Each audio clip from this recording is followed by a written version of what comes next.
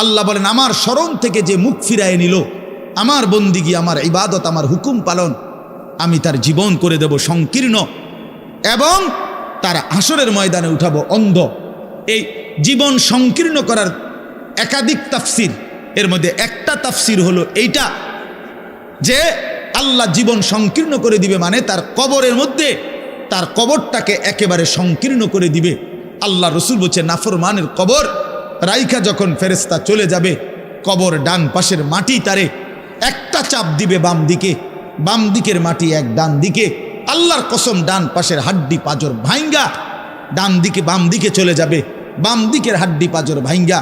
রাসূলুল্লাহ সাল্লাল্লাহু আলাইহি ওয়াসাল্লাম বলছে বন্ধু দেখেন হাত্তা তাখতালিফা আদলাউহু, এই দুই আঙ্গুল যেভাবে এভাবে একটার ভিতরে ঢুকে গেছে, খোদার কসম ডান পাশের হাড্ডি পাঁজর বাম পাশের হাড্ডি পাঁজর এইভাবে একটার ভিতরে ঢুকে যায়। এইটার অর্থ এটা। হ্যাঁ, রাসূলুল্লাহ সাল্লাল্লাহু আলাইহি সাল্লাম একদিন হযরত বারা ইবনে আযিব রাদিয়াল্লাহু তাআলা আনহু থেকে বর্ণিত, নবীজি একদিন এক সাহাবীর জানাজা পড়তে গেছেন। জানাজা পড়তে গিয়ে খালি কবরের সামনে কিছুক্ষণ দাঁড়াইছেন, তখনও ওনারে কবরে রাখে নাই, জানাজাও পড়ায় নাই। নবীজি আগে গিয়া কবরটার সামনে দাঁড়াইছে। হযরত বারা ইবনে আযিব বলেন আমরা নবীজির সাথে ছিলাম, আল্লাহ নবী সাল্লাল্লাহু আলাইহি সাল্লাম কবরের খালি এই কবর দেখা অঝরে কাঁদতে শুরু করছে। আমরা সবাই সাহাবীরা নবীজির সাথে কাঁদতে শুরু করলাম। অনেকক্ষণ কাইদা নবীজি চোখের পানি মুইছা আজীব কথা বলছে নবী। রাসূলুল্লাহ সাল্লাল্লাহু আলাইহি সাল্লাম সাহাবীদেরকে লক্ষ্য করে বলছে ইয়া ইখওয়ানি লিমিসলি হাদা ফাআইদ্দু, আমার বন্ধুরা আমার সাথীরা এই কবরে যাওয়ার জন্য তোমরাও রেডি হও। ফাআইদ্দু, তোমরাও প্রস্তুতি নাও, অচিরেই তুমি আমি সবাই এই কবরেই পৌঁছে যাইতে হবে। রাসূলুল্লাহ সাল্লাল্লাহু আলাইহি সাল্লাম বলছে প্রিয় বন্ধু আমার, জওয়ান সাথী আমার, সামান্য এই কয়টা দিনের জওয়ানি নষ্ট না করা, নষ্ট না করা, কোনোভাবেই নষ্ট না করা। তো এই জন্য বললাম এই সূরা মুলক এটা আল্লাহ তাআলা অত্যন্ত ফজিলতপূর্ণ একটি সূরা। রাসূলুল্লাহ সাল্লাল্লাহু আলাইহি সাল্লাম বলছেন এটা কবরের আযাব থেকে রক্ষা করবে। এই সূরা নিয়মিত তাফসীরের মধ্যে আমি নিজে পড়ছি, তাফসীরে কুরতুবিতে আছে। আল্লাহ নবী সাল্লাল্লাহু আলাইহি সাল্লাম বলেন লাওয়াদিত্তু, নবীজি বলেন আমার দিলের আশা, আমার দিলের তামান্না, আমার উম্মতের প্রতিটা মুমিন তার কলিজার ভিতরে তার জবানে এই সূরা মুলক থাকুক, সূরা মুলক থাকুক। অর্থাৎ রাসূলুল্লাহ সাল্লাল্লাহু আলাইহি সাল্লাম বলতেন আমার প্রতিটা মুমিন বান্দা উম্মত যেন এই সূরা মুলক তেলাওয়াত করে, যেন কবরের আযাব থেকে রক্ষা পায়। নবীজি 5 ওয়াক্ত নামাজের পরে, আল্লাহর কসম ভাই এখানে অনেক ওলামায়ে কেরাম আছে, আপনি জিজ্ঞাসা করে, নবীজি 5 ওয়াক্ত নামাজের পরে, সরদারে দু আলম নবীর তো কোনো গুনাহ নাই, তিনি নিষ্পাপ, তিনি তো জান্নাত উদ্বোধন করবেন। আনা আউয়ালু মান ইয়াকরাউ বাবাল জান্নাহ, নবী বলছে আমি সেই মুহাম্মদ যে প্রথম জান্নাতের দরজা আমি নাড়ব, জান্নাতের কড়া নাড়ব আমি মুহাম্মদ। ভেতর থেকে ফেরেশতা বলবে আপনি কে? আমি বলবো মুহাম্মদ। ফেরেশতা বলবে আনতাজিরু লাক, আমি তো আপনার অপেক্ষাই করছিলাম, আপনি আসবেন বলেই তো অপেক্ষায় ছিলাম, আপনি উদ্বোধন করে দিলেই তো বাকিরা ঢুকবে। তো সেই নবী যিনি জান্নাত উদ্বোধন করবেন, তিনি 5 ওয়াক্ত নামাজের পরে ভাইয়া প্রতিদিন তিনি যেই কথাটা দোয়া করতেন, এর মধ্যে একটা দোয়া এটা, আল্লাহুম্মা ইন্নী আউযু বিকা মিন আযাবিল কবর ওয়া মিন ফিতনাতিল কবর ওয়া মিন ফিতনাতিল মাসীহিদ দাজ্জাল ওয়া মিন ফিতনাতিল মাহইয়া ওয়াল মামাত। আল্লাহ আমি কবরের আযাব থেকে পানাহ চাই। নবীজি নিজে বলতেন। প্রিয় ভাই বাবা আমার, চলেন সবাই নিয়ত করি, নিজেকে গুনাহ থেকে বাঁচানো দরকার, নিজের আল্লাহর নাফরমানি থেকে বাঁচানো দরকার। আল্লাহ তাআলা বলেন ইন্নাল্লাযীনা ইয়াখশাউনা রাব্বাহুম বিল গায়ব, আমি আল্লাহকে না দেখে, আমার কথাগুলো আখিরাত সম্পর্কিত, এগুলোকে না দেখে যারা আমি আল্লাহকে ভয় করে, আখিরাতকে ভয় করে, জাহান্নামকে ভয় করে, কবরকে ভয় করে। আল্লাহ বলেন, তাফসীরের মধ্যে লিখছে, ভয় করে মানে হলো গুনাহ বর্জন করে। কোনো ব্যক্তি আল্লাহকে ভয় করে, খোদার কসম, এই কথার অর্থ হলো গুনাহ ছেড়ে দেয়। যে গুনাহ ছেড়ে দেয় সে আল্লাহকে ভয় করে, যে আল্লাহকে ভয় করে সে গুনাহ ছেড়ে দেয়। কোনো নাফরমান আল্লাহকে ভয় করে না, আল্লাহকে ভয় করলে গুনাহ করতে পারে না। বুঝেন নাই বাংলা কথাটা? এটা কাগজের এই পিঠ ও পিঠ, কাগজের এই পিঠ ওই পিঠ। এই পিঠে যদি লেখা আছে আল্লাহর ভয়, তো ওই পিঠে লেখা থাকবে গুনাহ বর্জন। যে গুনাহ ছেড়ে দেয় সে অটোমেটিকলি আল্লাহকে ভয় করে, যে আল্লাহকে ভয় করে সে গুনাহ বর্জন করে। এজন্য তাকওয়ার অর্থ আল্লাহর ভয়, এটার প্রথম অর্থ হইল গুনাহ বর্জন। মান খাশিয়ার রহমান, আল্লাহকে ভয়, এটার প্রথম অর্থ গুনাহ বর্জন, গুনাহ বর্জন। আমার শায়েখ আল্লামা মুফতি মুশতাকুন নবী সাহেব সব সময় চিল্লায় মাহফিলে, অনেক সময় আহাজারি করে বলে যে বাপ, গুনাহ আগুন, গুনাহ আগুন, গুনাহ আগুন। প্রতিটা গুনার পিঠে, ওই পিঠে আগুন আছে। নারীর প্রতিটা বেপর্দা দৃশ্যের মধ্যে খোদার কসম আগুন জ্বলে। ওই সিনেমার নর্তকীর শরীরে আগুন জ্বলে, ওই নায়িকার শরীরে আগুন জ্বলে, মোবাইলের ওই অস্থির ছবির মধ্যে আগুন জ্বলে, মদের আড্ডায় আগুন জ্বলে, জুয়ার আড্ডায় আগুন জ্বলে, সুদের টাকায় আগুন জ্বলে, ঘুষের টাকায় আগুন জ্বলে, বেপর্দা নারীর শরীরে আগুন জ্বলে। ওইটা রূপ না, ওইটা আগুন, ওইটা জাহান্নাম, ওইটা জাহান্নাম। আল্লাহ তাআলা বলেন, ইন্নাল্লাযীনা ইয়াখশাউনা রাব্বাহুম বিল গায়ব। আল্লাহ তাআলা বলেন, আমার যেই বান্দারা আমার আখিরাত, আমার জাহান্নাম, আমার পরকাল, আমার কবর, এই কথাগুলোকে ভয় করে, আমি আল্লাহকে ভয় করে, না দেখে, না দেখে, আল্লাহ বলেন আমি ওয়াদা দিলাম, লাহুম মাগফিরাতুম ওয়া আজরুন কাবীর, আমি তাদের পেছনের সব গুনাহ মাফ করে দেব, আর আমার সবচেয়ে বড় পুরস্কার জান্নাত দিয়ে দেব। এখানে এটা এমন শব্দ না যে কিছু শব্দ তো আছে একটা শব্দের সাথে আরেকটা বলছে অর্থহীন, যেমন কলম টলম। তো এটা সবাই বুঝে যে টলমের কোনো অর্থ নাই, কাগজ টাগজ, তো কাগজের অর্থ নাই। কিন্তু শিক্ষা দীক্ষা এমন না, শিক্ষা শব্দের উল্টা না, এটা এমন না যে এটা শিক্ষার উল্টা কিছু না, এটা আলাদা শব্দ। শিক্ষা দীক্ষা, যেমন আমরা অনেক সময় বলি যে নামাজ রোজা, লোকটা নামাজ রোজায় ভালো, তো এর দ্বারা কি শুধু নামাজ আর নামাজের উল্টা শব্দ রোজা না, এটা একটা আলাদা কি আমল। নামাজ একটা ইবাদত, তো রোজা একটা ইবাদত। তো শিক্ষা এটা একটা বিষয়, দীক্ষা এটা একটা বিষয়।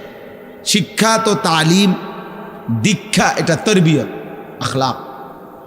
আখলাক অর্থাৎ শব্দ মুখস্থ করা এটা যেমন জরুরি, জিন্দিগি গঠন করা এটাও সমান জরুরি, বরং তার চাইতে বেশি জরুরি। এজন্য আমাদের ফেনীর একজন বড় বুজুর্গ আলেম আছেন, ফেনী জামিয়া রশিদিয়া মাদ্রাসার হজরত মাওলানা মুফতি শহীদুল্লাহ দামাত বারাকাতুহুমুল আলী, বাংলাদেশের অনেক বড় একজন বুজুর্গ আলেম। হজরতের মাদ্রাসা ফেনীতে, সেই মাদ্রাসা একটা মাদ্রাসায় কওমি মাদ্রাসা, সেখানে প্রায় 6 থেকে 7 হাজার ছাত্র পড়ালেখা করে, প্রায় 200-র উপরে উস্তাদ আছে, 200-250 হবে। তো এই জন্য বললাম যে হজরত সবসময় বলে যে পড়া মেধা অনুপাতে কম বেশি হইতে পারে, কিন্তু আখলাক বরাবর হইতে হবে। আখলাক, ছাত্র মেধাগত যোগ্যতার কারণে কেউ রুল নাম্বার 1, কেউ রুল নাম্বার 10, কিন্তু আদব আখলাক বরাবর বরাবর হওয়া চাই। আমরা এটা খুব খেয়াল করি না। আজকে সবাই মনে করে বাচ্চার পড়ালেখা হচ্ছে, ঠিক আছে, পড়তেছে, যাইতেছে, আসতেছে, ছেলেটা পড়তেছে, রেজাল্ট আসছে, কিন্তু আখলাক কোথায়? যে ছেলেটা কখনোই প্রস্রাব করে টয়লেট পেপার ব্যবহার করে না, দাঁড়িয়ে বসে প্রস্রাব করার ক্ষেত্রে কোনো পার্থক্য করে না, তো তার আখলাক, তার জীবন গঠন হইল কই? শব্দও না মুখস্থ হইল, শব্দও না মুখস্থ হইল। যে ছেলেটা তার মোবাইলের মধ্যে রাত দিন নাচ গান ছবি জিনা ব্যভিচারের দৃশ্য, অথবা শুধু শুধু অনর্থক মোবাইলটা টিপল। তো পড়া তো মুখস্থ করলো, কিন্তু আখলাক কই হইল? আখলাক কই হইল? 3 বছরের বাচ্চার হাতে মোবাইল দিয়ে দিছে, 2 বছরের বাচ্চার হাতে অভিভাবক মোবাইল দিয়ে দিছে। মানে খামখেয়ালির এক জিন্দিগি। এক সন্তান গঠন কিভাবে করতে হয় মুসলমান তাও জানেন, তাও জানে না। বাচ্চাকে টেলিভিশনের হাতে তুলে দিছে, টেলিভিশন দেখে দেখে শেখো। বাচ্চাতে সমবয়সীদের হাতে তুলে দিছে, যে সমবয়সী বন্ধুদের সাথে আড্ডা দিতে দিতে যা শেখো শেখো। এটা কখনোই কি না, নিয়ম না। রাসূলুল্লাহ সাল্লাল্লাহু আলাইহি ওয়াসাল্লাম বলছেন, কুল্লু মাউলুদিন ইউলাদু আলাল ফিতরা, প্রত্যেকটি মানব সন্তান আল্লাহকে মানার শতভাগ যোগ্যতা নিয়ে পৃথিবীতে ভূমিষ্ঠ হয়। কোরআন শরীফে আল্লাহ তাআলা বলছেন, ফিতরাতাল্লাহিল্লাতী ফাতারান নাসা আলাইহা, কোরআনের আয়াত। আল্লাহ তাআলা বলেন, দিন মানার পুরা যোগ্যতা দিয়েই আমি আল্লাহ মানুষকে সৃষ্টি করেছি।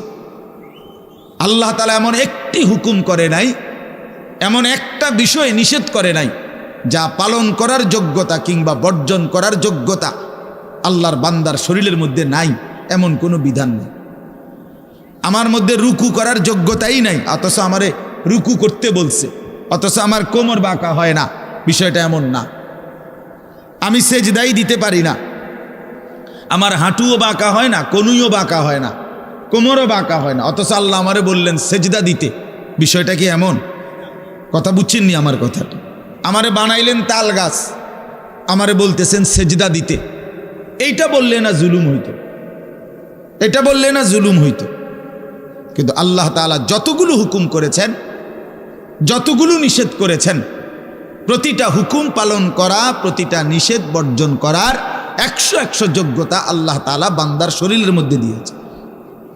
কোরআনুল কারীমের মধ্যে আছে, আল্লাহ তাআলা বলেন, বান্দা আমি তোমাকে বানিয়েছি নাবতালিহি, পরীক্ষা করার জন্য, আর পরীক্ষায় উত্তীর্ণ করার উপযোগী। ফাজআলনাহু সামিআন বাসীরা, আমি আল্লাহই তোমাকে শুনবার জন্য কান দিয়েছি, দেখবার জন্য চোখ দিয়েছি। তাফসীরের মধ্যে লিখছে, অর্থ হইল আমাকে মানবার পুরা যোগ্যতা সম্পন্ন শরীর দিয়েছি। ওযু, গোসল, নামাজ, রোজা, হালাল হারাম, পাক নাফাক সব কিছু বান্দা পালন করতে পারবে এমন যোগ্যতা দিয়ে তারে মানুষ বানাইছে। মানুষ হইবার পরে, মুসলমান হওয়ার পরে কেউ যদি বলে আল্লাহর এই হুকুম পালন করা আমার পক্ষে সম্ভব না, তাহলে এটা হইতে পারে তুমি ছাগল, মানুষ না। তুমি গরু ছাগল ছাড়া আর কিছু না, তুমি মূলত হাইওয়ান। ইনসান হইলে পারতা, তুমি যদি মানুষ হইতা তো ঠিকই পারতা, তুমি যদি মানুষ হইতা তো পারতা। মূলত তুমি নিজের মানুষ এই পরিচয় ভুলে গেছো। তো এই জন্য বাপ আল্লাহ নবী সাল্লাল্লাহু আলাইহি সাল্লাম বলেন, ফাআবাওয়াহু ইউহাব্বিদানিহি আও ইউনাসসিরানিহি আও ইউমাজ্জিসানিহি, মা বাপ সন্তানকে ইহুদি বানিয়ে দেয়, অথবা খ্রিস্টান বানিয়ে দেয়, অথবা অগ্নি পূজক বানিয়ে দেয়। সরাসরি হাদিস, বাবা মা নষ্ট করে দেয় সন্তান। রাসূলুল্লাহ সাল্লাল্লাহু আলাইহি সাল্লাম বলছে, বাবা মা 3 বছরের বাচ্চাটা ছোট্টবেলা থেকেই ঘরে টেলিভিশন দেখে, রঙিন সিনেমা দেখে, নাটক সিনেমা দেখে, তারে এটা শিখাইবার ক্ষেত্রে কে ব্যবস্থা করে দিল? তার মা বাপ। এ তো 3 বছরের বাচ্চা বাজার থেকে কিনে আনে নাই, টেলিভিশনে এত বড় এটা তো বাচ্চাটা আনে নাই, এটা তো তার অভিভাবক আনছে। এই 3 বছরের বাচ্চাটারে কার্টুন দেখার জন্য, গেমস খেলার জন্য এত বড় মোবাইলটা, এটা তো তার বাবাই দিছে, অথবা তার মা, তার দুলা ভাই, তার বড় ভাই, তার চাচা, এমন কেউ একজন তার হাতে তুলে দিছে। এজন্য আমি সবসময় বলি, যেই মা বাপ, অভিভাবক সন্তানের, অপ্রাপ্তবয়স্ক সন্তানের হাতে এই বড় মোবাইলগুলো তুলে দেয়, এই মা বাবার চাইতে বড় জালেম আর কেউ নেই। ওরা নিজ হাতে সন্তানকে গলা টিপে হত্যা করে ফেলল, ধ্বংস করে দিল, বরবাদ করে দিল, বরবাদ করে দিস। অসংখ্য অভিভাবক আমাদেরকেও তো বলে, বাচ্চা হুজুর খায় না, ঘুমায় না, বাচ্চা মোবাইল না দেখতে না দিলে খায়ও না, ঘুমায়ও না, কান্দে, শুধু কান্দে কান্দে। তার এই বদ অভ্যাস কে বানাইল? আর দ্বিতীয় কথা হইল, কান্দলে কি হয়েছে? কোনো বাচ্চা যদি কাঁদে তো কাঁদলে কি মরে যায় মানুষ? তো হেতে কান্দুক, কাঁদলে কি সে নিয়ে কাঁদতে কাঁদতে সে একসময় থেমে যাবে। 3 বারের পরে 4 বারের পরে সে বুঝে নিবে যে এটা আমারে দিবে না। কথা বোঝেন নাই? কাঁদতে কাঁদতে নইলে 3 বার কাঁদলো, 4 বার কাঁদলো, 10 বার কাঁদলো, একটা পর্যায়ে সে বুঝবে যে এটা আর আমারে দিবে না, এটা আমারে দিবে না। এই জন্য বাপ আমার এটা খেয়াল করা চাই। আমি এই কথাটা শুরু করছি এই কথার থেকে যে কোরআন সুন্নাহর ইলমের জন্য আদব জরুরি। এক তো আপনি শুনলেন প্রতি সপ্তাহে জুমার বয়ান হয়, ইমাম সাহেব কইতে পারবো, ইমাম সাহেব কি কয়, আমনে আমনের মতো হুজুর হুজুরের মতো না। এই শুধু এতটুকুর জন্য আসা যাওয়া, আল্লাহর কথা শোনা, যে কি শুনলাম কিছুই বুঝলাম না, নিজের জন্য কিছুই গ্রহণ করলাম না, এটা ইনসাফ না। আল্লাহর কোরআন জিন্দিগি বদলাবার জন্য, আমাদের জীবনের পরিবর্তনের জন্য আসছে, পরিবর্তনের জন্য। কোরআনুল কারীমের প্রতি অক্ষর নূর, কোরআনুল কারীমের প্রতি অক্ষর হুদান হেদায়েত, কোরআনুল কারীমের প্রতি অক্ষর মাউইজা উপদেশ, কোরআনুল কারীমের প্রতি অক্ষর বুশরা সুসংবাদ, কোরআনুল কারীমের প্রতি অক্ষর বাসায়ের অন্তর্দৃষ্টি সম্পন্ন জ্ঞান, কোরআনুল কারীমের প্রতি অক্ষর আহসানাল হাদিস সর্বশ্রেষ্ঠ কথা, কোরআনুল কারীমের প্রতি শব্দ মুতাশাবিহান সাদৃশ্যপূর্ণ, কোরআনুল কারীমের প্রতি শব্দ মাসানি বারবার তেলাওয়াতকৃত পাঠকৃত। কোরআনুল কারীমের অসংখ্য বৈশিষ্ট্য আল্লাহ তাআলা কোরআনে উল্লেখ করেছেন। মা ফাররাতনা ফিল কিতাবে মিন শাই, আল্লাহ বলেন একটা বিষয়ের আলোচনা আমি বাদ দেই নাই কোরআনের মধ্যে। ওয়া নাযালনা আলাইকাল কিতাবা তিবয়ানান লিকুল্লি শাই, বন্ধু আমি আপনার উপরে যে কোরআন নাজিল করেছি তার সমস্ত কিছুর বিস্তারিত বর্ণনা। এই জন্য বদনসিব ওই সন্তান, ওই অভিভাবক দুর্ভাগা যে মুসলমান পরিচয় দেওয়ার পরেও নিজ সন্তানকে আল্লাহর কোরআন দেখে দেখেও পড়তে জানে না। আল্লাহর কোরআন দেখে দেখে ছোট বাচ্চা হাফেজে কোরআন হইছে, এই মাত্র দেখছেন আমরা হাফেজে কোরআন হইছে। মুসলমানের সন্তান আল্লাহর কোরআন 30 পারা কলিজার মধ্যে গ্রহণ করছে। আর কি পরিমাণ দুর্ভাগা মুসলমান! আল্লাহর দেওয়া চোখ, আল্লাহর দেওয়া জিহ্বা। আল্লাহ কোরআনে বলছে আলাম নাজআল লাহু আইনাইন, বান্দা আমি কি 2টা চোখ দেই নাই? ওয়া লিসানান, আমি কি জিহ্বা দেই নাই? ওয়া শাফাতাইন, 2টা ঠোঁট কি আমি দেই নাই? হাসরের ময়দানে আল্লাহ তাআলা জিজ্ঞেস করবে বান্দা আমার দেওয়া 2টা চোখ, আমার দেওয়ার জিহ্বা, আমার দেওয়া ঠোঁট, এত লক্ষ কথা বললা, এত কিছু দেখলা, এত শব্দ উচ্চারণ করলা, পৃথিবীর কত লক্ষ কথা তুমি জীবনে বললা, অথচ আমার কালাম সর্বশ্রেষ্ঠ আসমানি কিতাব মালিকের এই কোরআন, এটা একটু দেখে দেখেও পড়তে পারো না, এর চাইতে বড় বদনসিব আর কে হইতে পারে? এজন্য আমি পরিষ্কার বলি সবসময়, আল্লাহর কোরআন যেই মুসলমান দেখে দেখেও শুদ্ধ পড়তে পারে না, আমার দৃষ্টিতে ওই লোকটা বোবা। আপনি বোবা, মূলত দোস্ত তুমি বোবা। বাকি কথাগুলো না বললেও চলতো, বাকি কথাগুলো না বললেও চলতো, এই পৃথিবী ভোগ করা যেত। বোবা মানুষ যারা, তারা কথা না বলতে পারলেও ভাতও খাইতে পারে, ঘুমও যাইতে পারে, পেশাব পায়খানাও করে, বিয়েও করে, বোবা মানুষের বাচ্চা কাচ্চাও হয়। এরকম দেখছেননি কখনো? না, কথা বলেন না কেন? তাহলে বোবায়ও তো পৃথিবী ভোগ করে। তাইলে বোঝা গেল দুনিয়ার এই ভাত মাছ বিয়া বউ, দুনিয়ার এই যৌন চাহিদা পূরণ আর পেশাব পায়খানার ঘুম, এটুকুর জন্য কথা না বললেও চলতো, অন্ধ হইলেও চলতো, অন্ধ হইলেও চলতো, চোখে না দেখলেও কত মানুষ পৃথিবী ভোগ করতেছে। তাহলে যে জবান আল্লাহর দেওয়া, যে চোখ আল্লাহর দেওয়া, সেই মালিকের কালাম দেখে দেখেও পড়তে পারলাম না। 16 বছর বাচ্চাটা পড়লো, অথবা আপনি পড়াইলেন, একবারও ভাবলেন না হায় আমার সন্তানকে আমি কি পড়াইলাম? একবারও মনে করলেন না বাফেরই কি হইল, সন্তানের বা কি হলো? হায় মুসলমান, বাপও তো ছিল মুসলমান, ছেলেটাও তো মুসলমান, না বাপের একবার মনে পড়লো, না ছেলের একবার মনে পড়লো। না মায়ের একবার মনে পড়লো, না ছেলেটার একবার মনে পড়ল যে আমার মালিকের কোরআন পড়তে পারি না। পৃথিবীর কত পড়া, দরকারি বেদরকারি মিলাইয়া পৃথিবীর বাকি সমস্ত পড়ালেখার মধ্যে প্রয়োজনীয় অপ্রয়োজনীয় কথার মিশ্রণ। কিছু কথা দরকারি আছে, কিছু কথা বেদরকারি আছে। সমস্ত বাংলা বইয়ের মধ্যে দরকারি কথাও আছে, বেদরকারি কথাও আছে। ইংরেজি বইয়ের মধ্যে দরকারি কথাও আছে, বেদরকারি কথাও আছে। কথা বলেন? হ্যাঁ, রোদ হচ্ছে, বৃষ্টি হচ্ছে, খেকশিয়ালের বিয়ে হচ্ছে, এটা কোনো দরকারি কথা হলো? এটা কিছু শিখার কিছু? এটা হাট্টিমা টিম টিম তারা মাঠে পারে ডিম, এটা কি? এটা কোনো শিখার কিছু? হ্যাঁ, আগডুম বাগডুম ঘোড়াডুম সাজে। আগডুম কি বাগডুম কি? তার বাপের 14 গোষ্ঠী কইতে পারবো নি আগডুম কি যে লিখছে এটা? অনর্থক কথা। 2 little black birds sitting on a wall, one called Peter, one called Paul. 2টা কাউয়া একটা ওয়ালের মধ্যে বসছে। একটা কাউয়ার নাম হলো পিটার, আর একটা কাউয়ার নাম হলো পল। এই হলো কবিতার অর্থ। এটা কি শিখছে ছেলেটা? এখানে কি শিখার? কাউয়া ওয়ালে বসলেই কি, টিনের সালেই বসলে কি? কাউয়া তো কাউয়া। কাউয়া লইয়া আমার দরকার কি? কাউয়া কই বইছে, এটা আমার বাচ্চা শিখতেইব। আমি কি কাউয়ার বাচ্চা? বলেন তো কি অর্থ আছে এটাতে? আর এই পিটার পল এটা সম্পূর্ণ কাফেরের নাম।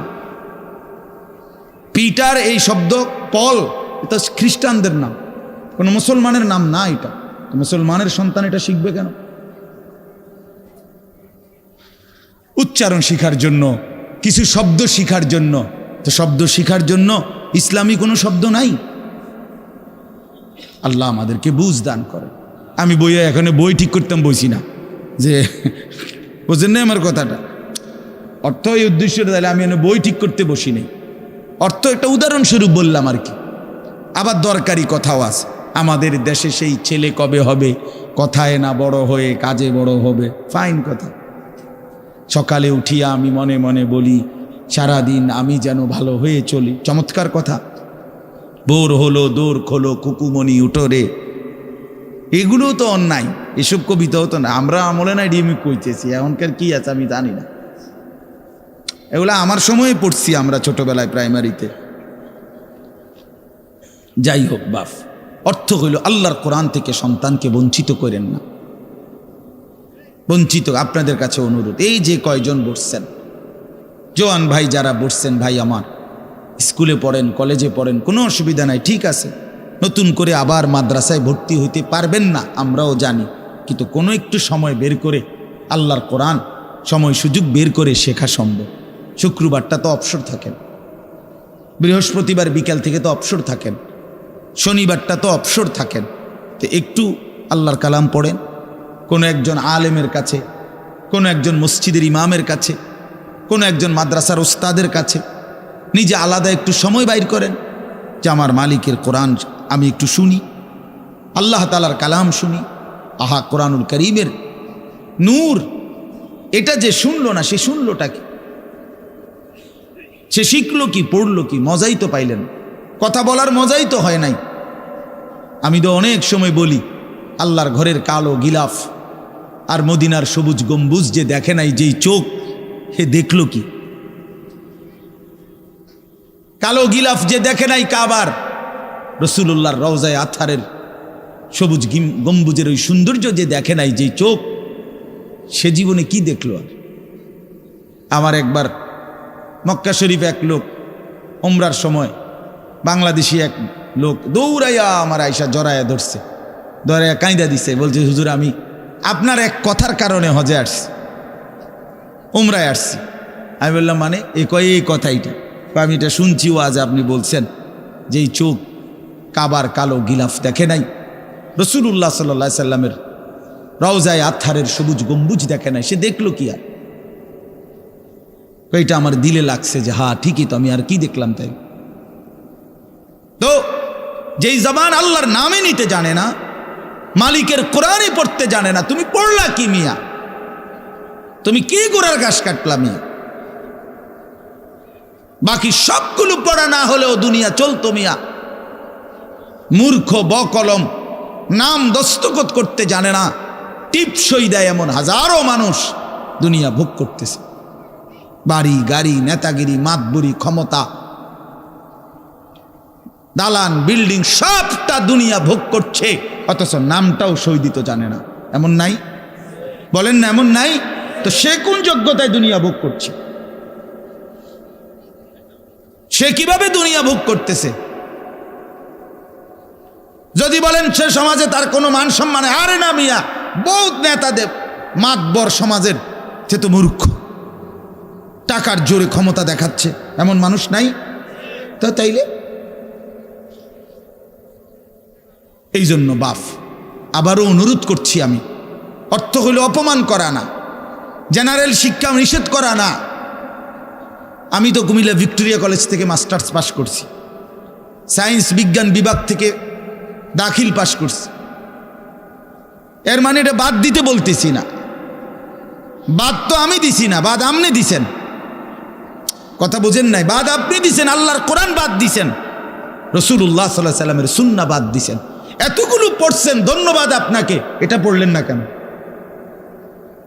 এতগুলো শিখতে পারলেন, এত লক্ষ টাকা খরচ করতে পারলেন, 4 বছরের মেডিকেলের জন্য, 6 বছরের মেডিকেলের জন্য এক বাপ তার ছেলেটার জন্য, মেয়েটার জন্য কত লক্ষ টাকা খরচ করছে, তার কোনো কুল কিনারা আছে মিয়া? তো আপনি পড়ান, কোনো অসুবিধা নাই, কিন্তু আপনি আপনার বাচ্চাটাকে আল্লাহর কোরআন থেকে বঞ্চিত করলেন কেন? নামাজ থেকে বঞ্চিত করলেন কেন? 2টা সূরা পড়তে জানে না, একটা আত্তাহিয়াতু শুদ্ধ করে বলতে পারে না, এটা দোয়ায়ে কুনুত পড়তে জানে না। একজন মুসলমান বেটা, 40 বছর বয়স, লজ্জা থাকা উচিত বেটা, ওই বেটা শরম থাকা উচিত বেটা। কার জমিন খাইতেছ, কার আসমান ভোগ করছো, কার দুনিয়া ভোগ করতেছ? এত বড় মালিকের আসমান ও জমিন ভোগ করে সেই মালিকের সেজদাটাও ঠিক মতো দিতে জানে না, সেই মালিকের নামটাও পড়তে পারে না। এর চাইতে লজ্জার কি হইতে পারে বলেন বাবা? অপমান কি হইতে পারে? আল্লাহ আমাদেরকে বিবেক দান করেন, আল্লাহ আমাদেরকে বিবেক দান করেন। বিবেক থাকা চাই, বিবেক থাকা চাই। কোরআনুল কারীমের মধ্যে আছে, আল্লাহ তাআলা বলছে, একটা সাংঘাতিক কথা আছে কোরআন শরীফে, ফাবিআইয়ি হাদিসিন বা'দাহু ইউমিনুন। আমার দিল নড়ে কোরআনের এই আয়াত শুনলে, কলিজা শুদ্ধা কাইপা ওঠে।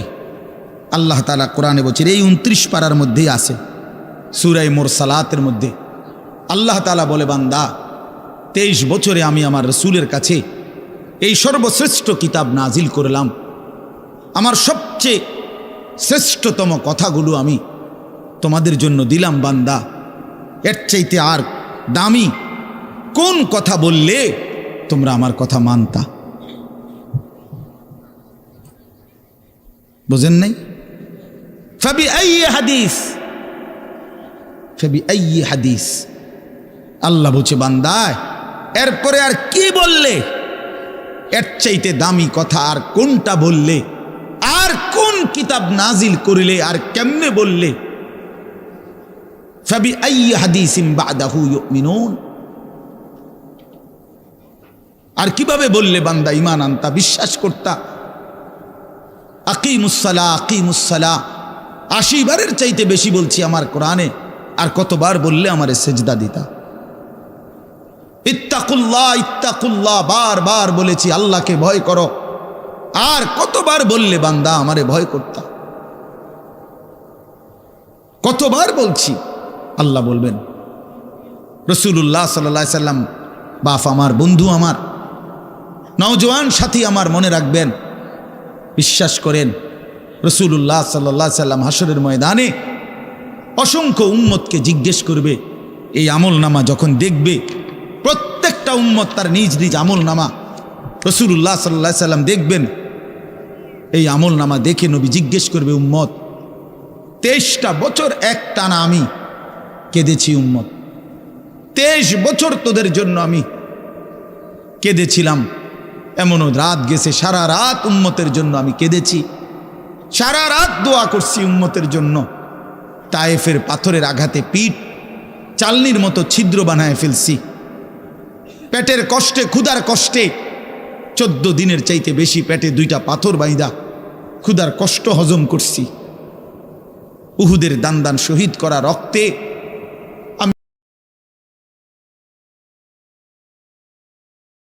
রক্তে আমি বেহুশ হয়ে আমি পড়েছিলাম। সেই নবী আমি আর কত কাঁদলে, আর কত রক্ত ঝরাইলে উম্মত তুমি আমার কথা মনে করতা, তুমি আমার কথা ভাবতা? সাল্লাল্লাহু আলাইহি ওয়াসাল্লাম যখন এটা জিজ্ঞেস করবেন তখন কি জবাব হবে বাপ? বলেন, ইনসাফের কথা বলেন। কি মনে করছেন সুপারিশ? হাসরের ময়দানের সুপারিশ মানে কি? মুখে বিড়ি, সিগারেট, চেহারায় রাসূলুল্লাহ সাল্লাল্লাহু আলাইহি ওয়াসাল্লামের সুন্নাত নাই, 50 বছর ধরে সুদের লেনদেন, কোনো দিন 5 ওয়াক্ত নামাজ আদায় করেন নাই, স্ত্রী বেপর্দা, ঘরের মধ্যে প্রতিদিন রঙিন টেলিভিশন চলতেছে।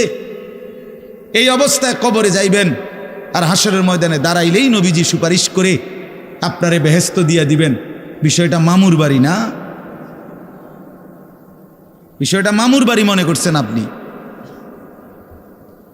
এটাকে কি মনে করলেন আপনারা?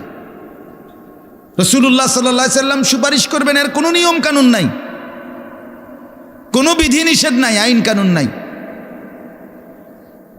হাউজে কাউসারের পানি, এটা কি 10 টাকার পানির বোতল মনে করছেন?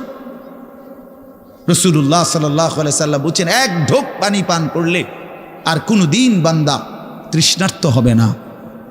এতটা আজিমুশান দামি, এমনি এমনি দিয়ে দিবেন? এটা এমনি এমনি দিয়ে দিবেন? দয়া করে ভাবতে শিখেন, নিজের ভালো বোঝেন, নিজের ভালো, নিজের ভালো। আমি যেই সূরাটা পড়ছি, এই সূরাটার নাম হলো সূরা মুলক, 29 নম্বর পারা, কোরআনুল কারীমের 67 নম্বর সূরা। এই সূরাটার নাম হচ্ছে সূরা মুলক। এই সূরার 3টি আয়াত, 12, 13, 14, এই 3টি আয়াত আমি আপনাদের সামনে, এটা রাখতে কষ্ট,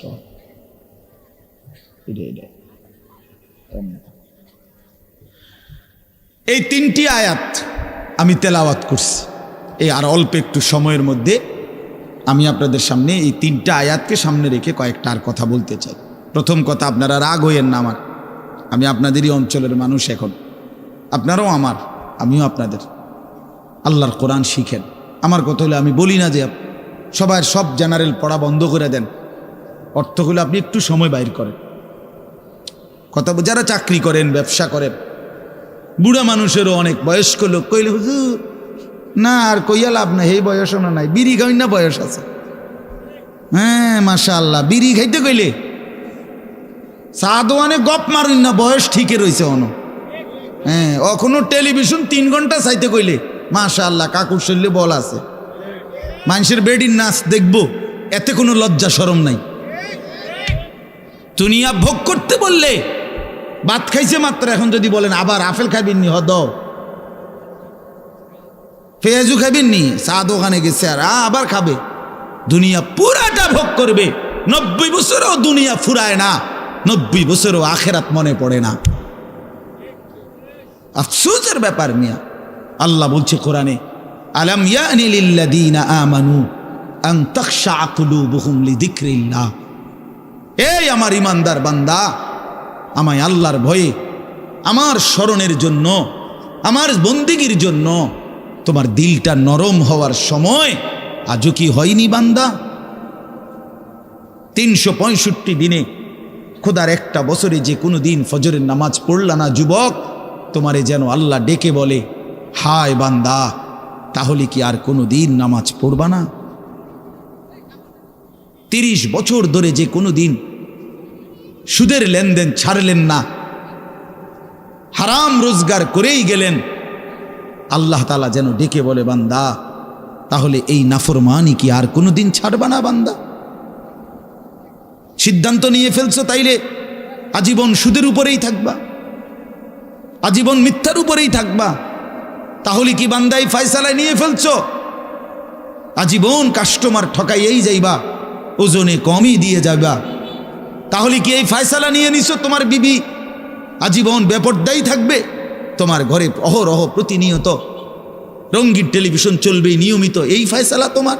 ঠিক আছে বান্দা, কুলু ওয়া তামাত্তাউ কালিলান ইন্নাকুম মুজরিমুন। কোরআন শরীফের আয়াত।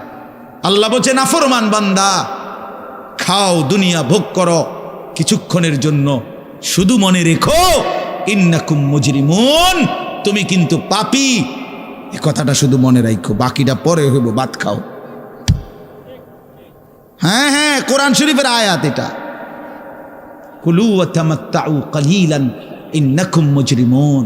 আল্লাহ যেন বলে 8টার সময় যেই নাফরমান নাস্তা খাইতে বসে, আল্লাহ বলে বান্দা খা, কোনো অসুবিধা নাই, শুধু মনে রাখিস বেঈমান ফজরের নামাজ পড়ো নাই। কথাখান শুধু মনে রাখো, পরে হইব অন খাও। রাত 10টা বাজে যেই নাফরমান ভাত খাইতে বসছে, আল্লাহ তাআলা যেন ডাক দিয়ে বলছে বেঈমান খা, ভাত খা, খানা আমি আটকাইতাম না, শুধু মনে রাখিস এশার নামাজ পড়স নাই, ভাত খা বেঈমান। খানা আটকাবো না, খানা আমি জন্তু জানোয়াররাও খাওয়াই, তোরে খাওয়াবো না কেন?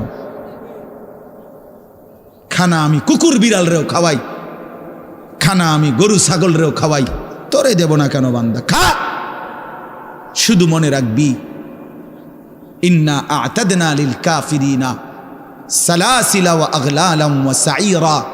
আল্লাহ বলে প্রতিটা নাফরমানের জন্য আমি রেডি রাখছি আগুনের শিকল এবং আগুনের বেড়ি এবং জাহান্নামের আগুন। 1 নাম্বার 70 জিরাআন, 70 হাত লম্বা আগুনের শিকল দিয়ে জাহান্নামীকে হাসরের ময়দানে আল্লাহর ফেরেশতা বাঁধ দিবে।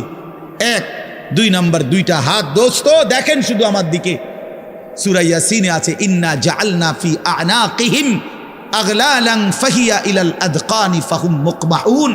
এটার অর্থ হলো এই যে হাসরের ময়দানে প্রত্যেকটা পাপী নাফরমানকে ফেরেশতা 2 হাত আলগি দিয়া এইভাবে ঘাড়ের সাথে বাঁধ দিয়া ধইরা এই 2 থুতনির নিচে 2 হাত এভাবে দিয়া এইভাবে বাঁধ দিয়া রাখবে। আল্লাহর কসম, রব্বে কাবার কসম করে বললাম, এইভাবে বাঁধ দিবে। আর কোনোদিন বেঈমান চোখটাও নিচের দিকে নামাইতে পারবে না, কারণ এই থুতনি তো উঠাই দিছে উপরের দিকে, এটা দিয়ে ঠেলা দিয়া। এটা অর্থ হলো আগলা আলাম। এই আয়াতের সূরা ইয়াসিনের এই আয়াতের অর্থ এটাই, ইন্না জাআলনা ফি আ'নাকিহিম আগলালান। আল্লাহ বলছে বান্দা আমি দেখাবো। আল্লাহ ডাক দিয়ে বলে ভাই আমারও তোমারও, জওয়ানকেও বুড়োকেও। আল্লাহ বলে বান্দা কি মনে করছো আমি রহমান না? ঠিক আছে, তুমি কি এটা শোনো নাই আমি যে কাহার? তুমি তো শুনছো আমি রাহিম, তুমি কি শোনো নাই আমি জব্বার? আমি জুনতিকাম, আমি প্রতিশোধ গ্রহণকারী, আমি সারিউল হিসাব, দ্রুত হিসাবকারী, আমি জব্বার, আমি প্রবল প্রতাপান্বিত, কাহার, আমি মুতাকাব্বির, আমি বারি। তুমি জানো না? আমার একটা নাম শুনলা, আমার দয়ার নামটা শুনলা, আমি যে শাস্তি দেব সেটা শোনো নাই? কি ভাইয়া, কোরআনুল কারীমের মধ্যে জান্নাতের বর্ণনা যেমন আছে, জাহান্নামের বর্ণনা নাই? কথা বলেন না কেন? তো সেগুলো কার জন্য? সেগুলো কার জন্য? মা সালাকাকুম ফি সাকার ক্বালু লাম নাকু মিনাল মুসাল্লিন। একবারে সোজা বাংলা দেখেন, জাহান্নামী জাহান্নামে চিৎকার করবে, জাহান্নামের ফেরেশতা ডাক দিয়ে বলবে বেঈমান জাহান্নামে কেন আসলি? ক্বালু লাম নাকু মিনাল মুসাল্লিন। নাফরমান বলবে বন্ধু ফেরেশতা ভাই আমি দুনিয়াতে নামাজি ছিলাম না। কি ছিলাম না? সরাসরি কোরআনের আয়াত। আল্লাহ বলেন ওয়াইলুন ইয়াউমাইদিল লিল মুকাদ্দিবিন। সমস্ত মিথ্যাবাদী নাফরমান পাপীদের জন্য সেদিন জাহান্নাম। যদি বলেন কেমন নাফরমান মাওলা? আল্লাহ বলেন ওয়া ইদা কিলা লাহুমুর কাউ লা ইয়ারকাউন। দুনিয়ায় এই নাফরমানকে যতবার বলা হয়েছিল রুকু করতে, সেজদা করতে, নামাজ পড়তে, বেঈমান নামাজ পড়ে নাই, এজন্য জাহান্নাম। কোরআনুল কারীমে আল্লাহ বলছেন কাল্লা ইদা বালাগাতিত তারাকি, নাফরমানের মৃত্যুর সময় যখন আসবে, মালাকুল মউত আজরাইল তারে যখন ডাক দিবে, আইয়াতুহান নাফসুল খাবিসা, প্রতিটা পাপী নাফরমানের জান কবজের সময় আজরাইল যখন ডাক দিয়ে বলবে, হে খবিস